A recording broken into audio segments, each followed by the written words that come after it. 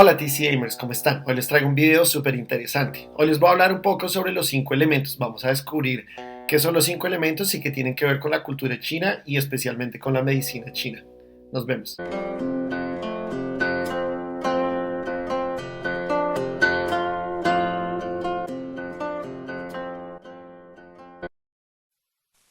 Agua, tierra, fuego, aire. ¿Qué? ¿Aire? O sea, obviamente esos no son los 5 elementos tradicionales de la medicina china. Pero antes de explicar cualquier cosa relacionada con los 5 elementos en la medicina china, tenemos que irnos mucho antes. Mucho antes.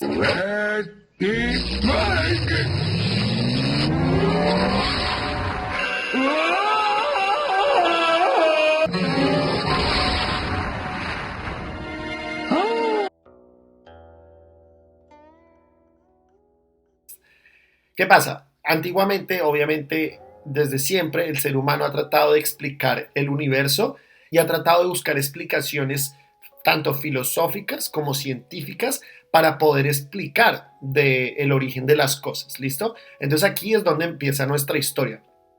Obviamente, en Asia y en Europa se desarrolló en distintos periodos, pero podemos decir que fueron periodos un poco cercanos. Entonces estamos hablando porque no estoy, estamos hablando de los siglos 10 antes de Cristo y a los siglos 4 5 antes de Cristo, ¿listo? Entonces estamos hablando por ahí del año 1000 antes de Cristo al 500, 400 antes de Cristo, ¿listo? Entonces, ¿qué pasa? En la cultura occidental eso es un periodo al que llamamos la época presocrática, ¿listo? Donde empezaron a surgir los primeros filósofos en una civilización que estaba floreciendo, que era la civilización griega, ¿sí?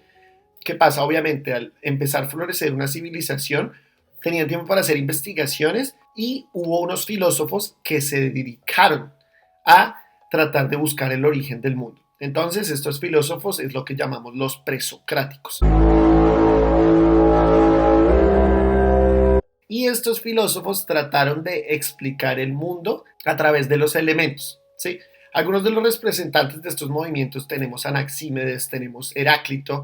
Entonces, cada uno de estos filósofos trató de tomar un elemento de la naturaleza o de tomar alguna cosa de la naturaleza y a través de esta explicar de por qué o de cómo se originaba el mundo. Entonces, por ejemplo, en el caso de uno de los filósofos más representativos, que fue Heráclito de Éfeso, él tenía la teoría de que el fuego era el origen de todo, ¿sí? Entonces él decía que todo venía del fuego, que por ejemplo de las cenizas, si se dan cuenta, las cenizas, pues puede salir la nueva vida, ¿sí? Entonces, por ejemplo, cuando hay un incendio en un bosque, pues puede florecer otra vez. Entonces, para él la explicación todo era el fuego. Y es interesante porque él en su vida, cuando llegó a viejo, dicen las leyendas que él se tiró a un volcán. Él decía que él tenía que volver a la esencia para volver a renacer. Entonces, es interesante ver que en esta etapa de la humanidad, la filosofía se centró en explicar todo a través de la naturaleza y explicar cosas de las que las personas podían ver, ¿sí? Cosas que pasaban en la naturaleza. Lo mismo, ellos veían estos cambios que se ocurrían en la naturaleza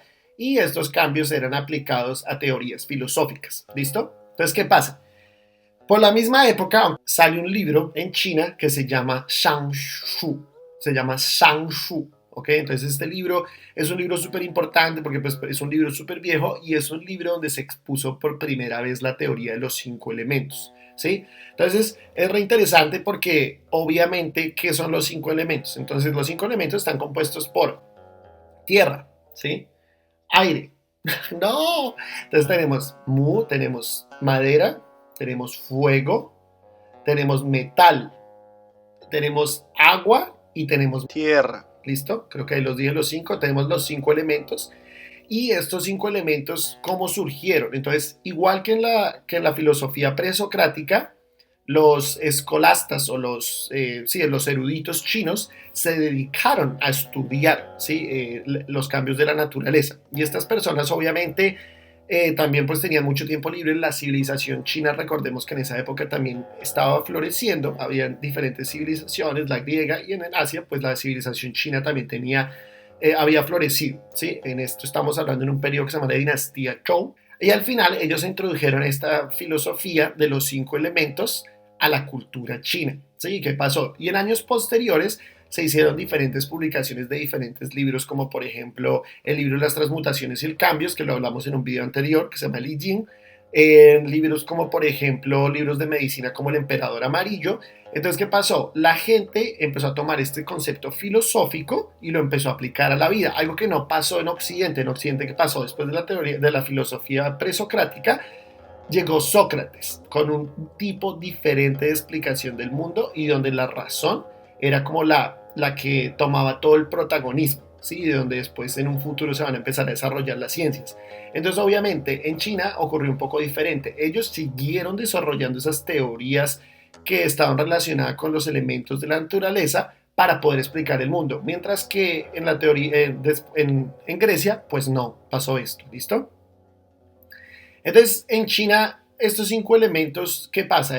Obviamente, como les expliqué, son el resultado de años y años y años y generaciones de estudios y ver los cambios de la naturaleza. Y principalmente, como dice la leyenda, surgieron al ver los cambios de la naturaleza, principalmente en las estaciones. ¿Sí? Por ejemplo, de cómo de primavera pasamos a verano, de verano pasamos a otoño y de otoño pasamos a invierno. Entonces esta teoría empezó a coger fuerza. Y al coger tanta fuerza, pues obviamente fue aplicada dentro de otras ramas, ya después en un futuro, podríamos decir, de la ciencia y el desarrollo del conocimiento en China, como les expliqué, por ejemplo, en la medicina, en la astronomía, en la vida cotidiana. Entonces empezaron a aplicar estas teorías de los 5 elementos. Y hoy día son importantes o no. Y hoy día, pues por supuesto, los 5 elementos son súper importantes.